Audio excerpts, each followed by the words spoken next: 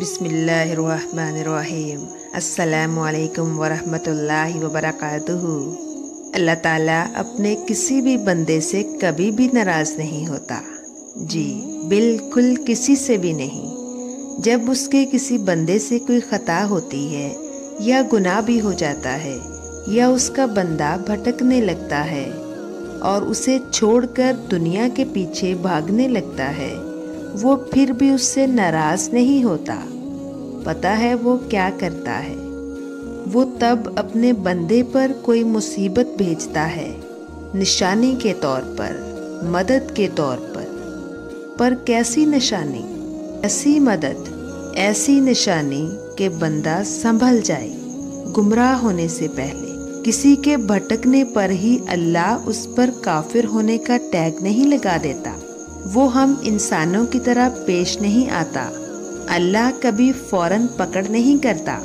اللہ ہمیشہ انسان کو مواقع فراہم کرتا ہے، ہدایت کے مختلف طریقوں سے، کبھی مصیبت میں ڈال کر اور کبھی خوشیوں سے مالا مال کر کے، کہ انسان سوچے کہ یہ اتنی غیر متوقع معاملات اس کے ساتھ کیوں پیش آ رہے ہیں۔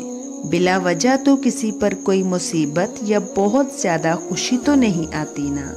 اس دنیا میں انسان کے آنے کا مقصد کیا ہے؟ آزمائش کا آنا اور پھر اپنا خود محاسبہ کرنا۔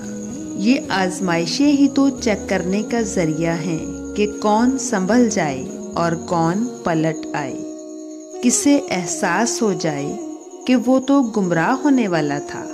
اگر یہ پریشانی نہ آتی تو کیسے پتہ چلتا کہ آپ بھٹک رہے تھے؟ یہ نشانیاں ہی تو ہیں اللہ کی جو گمراہ ہونے سے بچاتی ہیں۔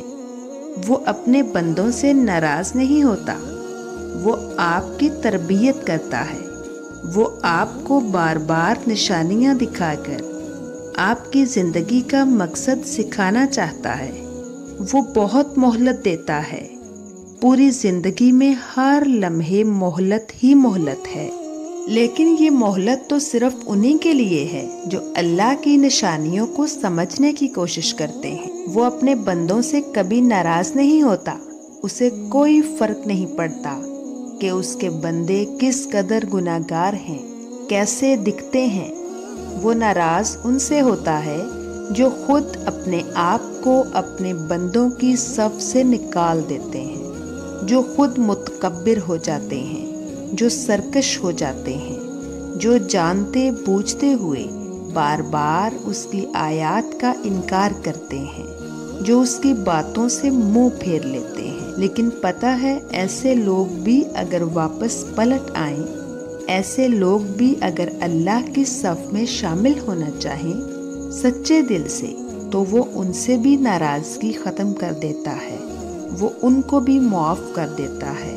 وہ ہر کسی کو مہلت دیتا ہے، ایک بار نہیں بار بار، پوری زندگی۔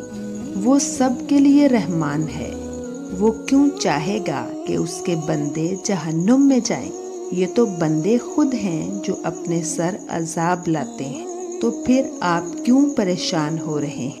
آپ تو اللہ کے بندے ہیں نا۔ آپ تو گناہ ہو جانے کے بعد بہت شرمندہ ہو جاتے ہیں نا۔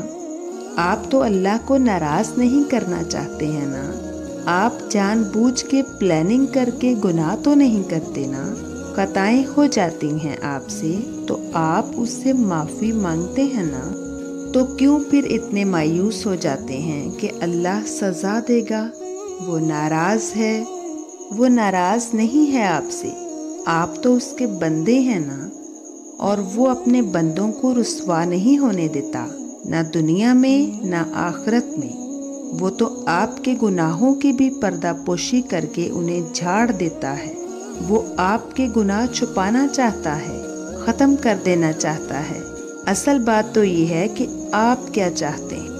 وہ اللہ جو آپ کی ہدایت کا ہر طرف سے مختلف راستوں سے بندوبست کر رہا ہے کہ آپ کیسے بھی آگ سے بچ جائیں، تو آپ اتنی تو کوشش کر سکتے ہیں نا کہ اس کے بندوں کی صف سے نہ نکلیں۔ کچھ بھی ہو جائے، آپ کا تعلق، آپ کی پہچان اس کے بندے کی ہونی چاہیے۔ کچھ بھی ہو جائے پھر ڈھیٹ بن کے اس کی دہلیز پر بیٹھے رہے۔ آپ فقیر ہیں اس کے در کے، تو فقیر کو تکبر تو زیب نہیں دیتا نا۔